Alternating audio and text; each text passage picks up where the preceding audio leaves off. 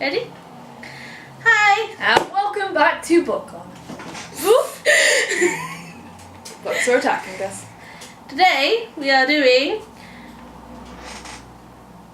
Miss Peregrine's Home for Peculiar Children. Both the book and the film. Yep, so we have the DVD here which we watched last night. And the book which we've recently read. So where shall we start? The photographs? Sure. Alright, you start. So, within the book there is 50. 50. Mm-hmm. 50 photographs that have been collected from collectors. I'm trying to find one. Why is it whenever you want one you can't find it? Exhibit A and B. Oh, it might help to mention that this is by Ransom and was released on the 7th of June 2011, and the film here was released on the 30th of September 2016. So, the pictures. So basically the story was written around the pictures, really, wasn't it? Yeah, he started off just going to flea markets generally anyway. I hate you now. Right, we'll just leave that there. He was going around flea markets and found some interesting photographs and basically was fascinated because they were like anonymously donated or from people's homes, but no one really knew the story behind the unusual photographs. So he started collecting them and making up stories of his own about the people in the photographs. And he also started collecting vintage ones from Like that. people. Why would you have a picture of the back of someone's head? Exactly. Although that later became Claire Dinsmore, who has a mouth in the back of her head. Spoilers, by the way. And then he started making his own world off this and realised he could make a book series on it. Although he does add things that aren't. What would you call them? They're made up, basically. Yeah. I'm trying to find one. Made up aspects, like the girl on the front cover can apparently levitate. That's her peculiarity, and we'll talk about her more later. And others could grow things from the earth. Oh, there it is. Like the letter. Yeah, there was other things that he'd made and then did in an old-fashioned way. He's been quoted in interviews as saying, I'm just going to move that now, as saying that he would find more photographs that he realised fitted in with his story that he was creating, and ultimately the photos and story influenced one another. There's way more photos in the next two books, but he struggled not to include more. There were certain photos where he just loved them so much and wanted to add them, but he refused to just slot the photos in anywhere. If they really didn't fit with the story, he didn't stick them in. Like, there is some really creepy or wonderful ones that he really would have loved to have stuck in and has donated to art collections for exhibits to do with the book and the film that were not in the book because he just couldn't find a natural way for them to go in, could he? No. Shall we go on to the depth of the character? Yeah, sure. So, there's loads of characters within the book, but there's only a few. Would you say main characters? They're all main characters. There's a few you know more about than others. Primary and secondary. That's the words. Main characters, I think. Like Jacob, because the story is told through his eyes, and you know the most about him. He's the protagonist, and the main antagonist would be Baron. Yes. So, but yeah, each character has a detailed backstory, even if you've not necessarily seen them in the first book. I've already started reading the second, but you haven't yet. Not that I'm going to give any spoilers. The peculiars in the book, like all the children and that, they're not shoved in. They're not like, oh, well, we need a character here, but we're not going to do anything. We're not going to flesh them out. You know, they're characters where you learn more about them in the second book, which even you know without having to read it yet. They each have a distinct power that relates to their personality, and with some books that have multiple characters, you've just got They don't spend much time working on personalities and backstories or anything about them. You just kind of learn their names, sort of what they look like, and that's it. And then they're gone. They're like in a page or two, and they're gone again. And even in some of our favourites, that's happened, with the Clockwork Devices, the Immortal Devices, and the Mortal Instruments. Yeah. There's characters that sound really interesting, and they're there for a chapter or two. And then poof, but you never learn any more about them and stuff because they're literally just there to further on the device of the story rather than actually be a part of it. I say the only character in this book that's sort of just there to move the story along is Jacob's dad. Although you do learn a lot about him. Yeah, he still has a bigger role in the book than he does the film, unfortunately. Not that he's not funny in the film. I'm kind of glad they toned down the mother in the film, though, because she's rather annoying in the book. Yeah. So all that's toned down a lot. Like I said, some of the characters are fleshed out more in the second and third novels, so there's new characters added, obviously, because it's a new book. Yeah. The story's very rich and detailed, isn't it? Oh, yeah. It's got a very thoroughly created setting and background. It's like in the book, like if a character comes in, he'll introduce the character, explain a bit about them and what they look like, and then the picture's there, and the description always very detailed, and that's the picture. So, unlike most books where you take your own interpretation of the way that the characters. Yeah, in most books you take your own interpretation of the way that the author describes the characters. Like what I think Tessa, for example, looks like might be something different to what you think she looks like. Whereas in this book, you sort of have the image put in your head, so you know what they look like without having to work too hard, I suppose. Yes, I would completely agree. You feel like you'll picture...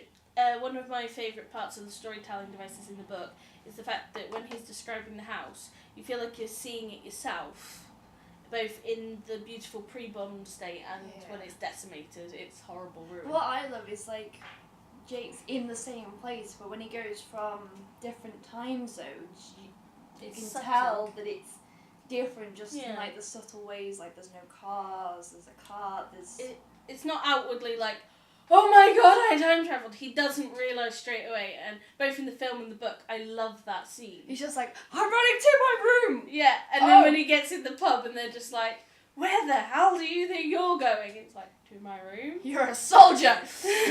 Or a spy, and they, and then he's like, wait a minute, this doesn't look right and stuff. And it's brilliant because the audience member, both in the book and the film, is like when he's running, you can see slight differences, but because it's such a out of the way place. Yeah, you're just like, oh. You're like, that could be, but you don't really get it at first, and then you're like, oh, and it's brilliant.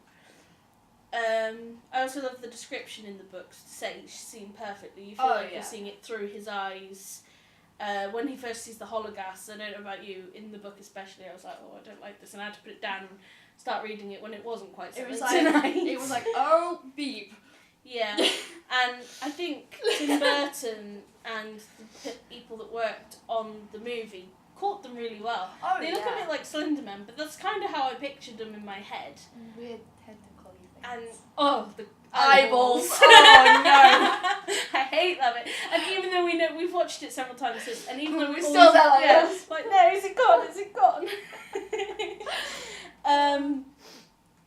But yeah, another thing I love, and I'm sure you agree, is how the pictures really do feel like they're tying it together. They were supposed to be there. There's no doubt of it's just a picture. So you don't feel like I'm just gonna leave that there. You don't feel like he's there going, oh well, you clearly do not have an imagination. I'll just slip this photo in. I love the things like the handwritten notes. Like Jacob finds one of the letters from Emma to his grandpa, and instead of going, oh well, this letter was left, and then writing out, it's an actual handwritten letter.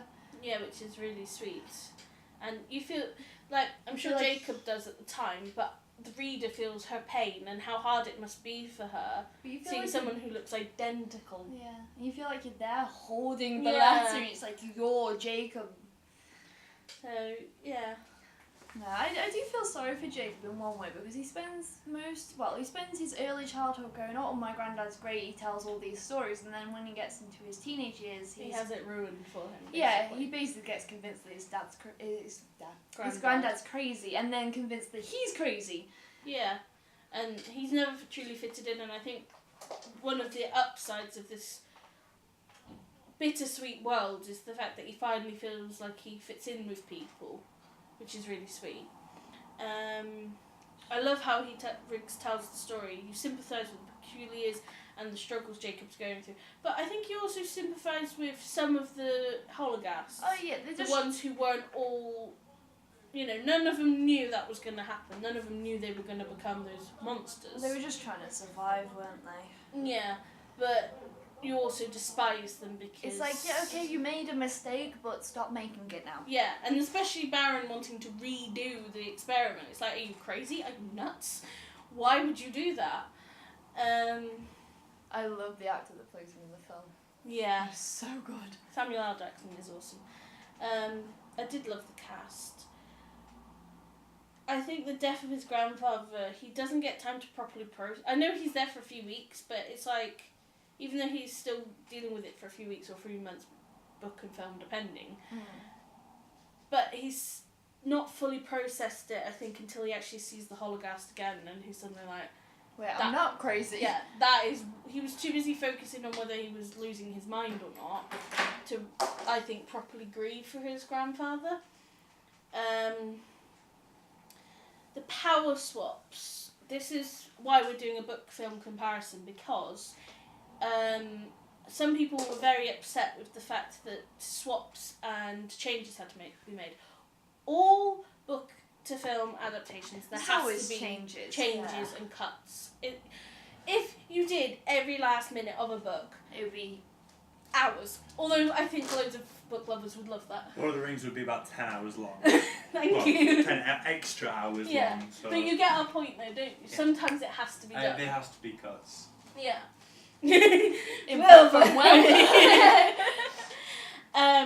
So we were on the fence about it, and then we watched the film, and it makes sense. Oh yeah, but I think with the changes, like if you watch the film and then you read reviews and they say, oh well, such and such was swapped, then you want to read the book. The same as if you read the book and someone goes, oh well, that wasn't in the film, you then want to watch the film. So, yeah.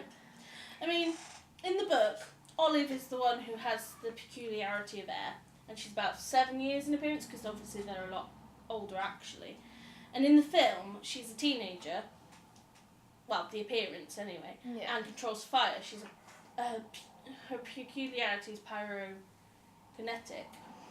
That's a big word. Yeah.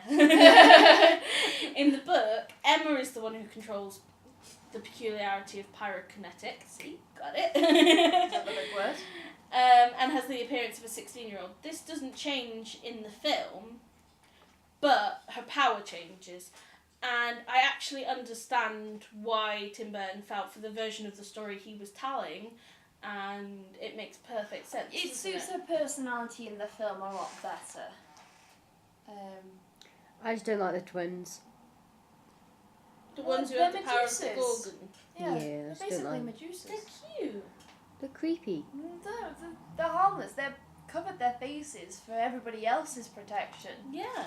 They can't help it. They were born that way. That's the whole point of each of these children, is they were born like this. They have no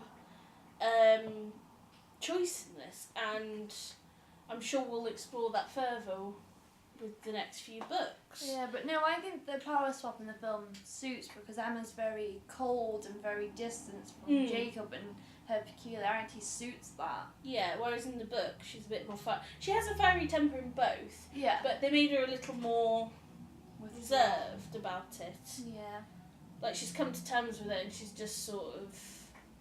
It's like Jacob wakes her up. She's sort of going through the motions until Jacob appears, if that makes sense. Olive in the film's a lot more reserved as well, and quiet, and seen as a potential love interest for Enoch, which doesn't happen in the book because she's one of the youngest children in the group, and it's a very happy, open, bubbly child, along with, she's usually seen a lot with Claire in the book, isn't she? Yeah. and they like to be they're looked after a lot by Bronwyn and Olive. They're very much by Bronwyn and Emma. Sorry. Yeah, they're very much like a family. The older children look after the younger. I mean, you do see that in the film, but role reversal. Olive's now one of those who's looking after the younger children. In the film, Bronwyn's no longer one of the eldest. She's sort of taken the place of Olive. She's about 7 or 8, and she's the one who's like Claire's playmate and stuff with the younger children and the twins and stuff like that. And Olive shares the older sibling role with Emma, Enoch and Hugh. Like we said, the sorts are subtle, and the way Tim Burton did it would have been nice if he didn't have to change them, but for the version of the story he was telling, it made lots of sense, basically. Is there anything else you want to talk about? The whole story, that it's not, like hero damsel in distress sort of setup. It's very much. They're all working together, aren't they? They all have a common goal to save. Their protector, basically, Miss Peregrine. And it's not focused on like a love story either, which most films and books tend to be. I mean, there is a budding romance, the like very, very beginnings of a romance between Jacob and Emma, but for most of it, they're more like we need to save the world. Yeah, they're kind of more interested in saving Miss Peregrine than the others, and the romance in both the film and I think a little bit rushed in the film, but I kind of understand why. Is sort of happen naturally. It's a sort of sideline. I think it's very clever how, although the peculiar children are children, the way that they're written and the way that they're acted in the film, you can tell that they're not the age that they look. Yeah. They have maturity about them. Yeah, which is kind of the idea, because like they're meant to be in their late 80s and 90s. Although Enoch's power. Oh no, I don't like that in the book or the film. His power to reanimate. That's it's a bit weird. So, your favourite part of the film? The film, it's still the boat. When that is pretty Emma awesome. says that she's gonna Emma says she's gonna take Jacob to her special place, and she basically jumps off the boat with lead boots on. Jacob's freaking out. It's hilarious. And she goes into this boat, and I'm sure Izzy will cut to a clip. Yeah. And she blows out all the water, and it's just so and his awesome. Face. It's just like. That has to be one of my favourites too. But one of my other favourites has to be the fight scene with the skeletons and the candy floss and all that. That is hilarious. I mean, I love the whole film. It's really hard to pick just one. But I think if I had to... And there's a cameo in that scene. Yeah. Try and find it. And we may as well tell them who they need to try and yes. find. Tim Burton is in that scene, and try and find him. Because it's hilarious. My favourite bit is when I forgot her name. Emma levitates up to get the balloon off the tree and Squirrel. And his face just like, what? It's like, what's going on? I always think though, can you steal her dress? Come on! She's got bloomers on. That's not the point. I think my other favourite scene is when he travels back in time, hasn't realised it, and Millard's throwing the stuff about. He's like on the cart. And he's like, "Did you see what I just did?" And you're like, "Yes, it wasn't you." That is funny. All right, favourite part of the book. That's really hard. Pictures. No. My favourite part of the book would probably be the whole like thing with his grandpa, like the beginning of the story where they're really sweet. Yeah, and he's like telling these stories and that. I think that would be my favourite bit. I think mine is when he first meets all the children in the book. Although when that happens in the film with them, it's creepy. Oh yes, all minds. We pooped us. We were really shocked. She just shows up, and she looks like, because she's all in silhouette, she looks like she hasn't got a rib. You're just there watching him. There's just a picture like. And I think 2 minutes later, when Bronwyn's just carrying him, and he just throws him on the floor. He's on her shoulders, and all he can see is his little shoes, and she goes, "Nah, I've had enough of you now." So yeah, I think that's pretty much it. Yeah. watch the film, read the book, and we'll be back with the second one sometime soon. Bye! Bye!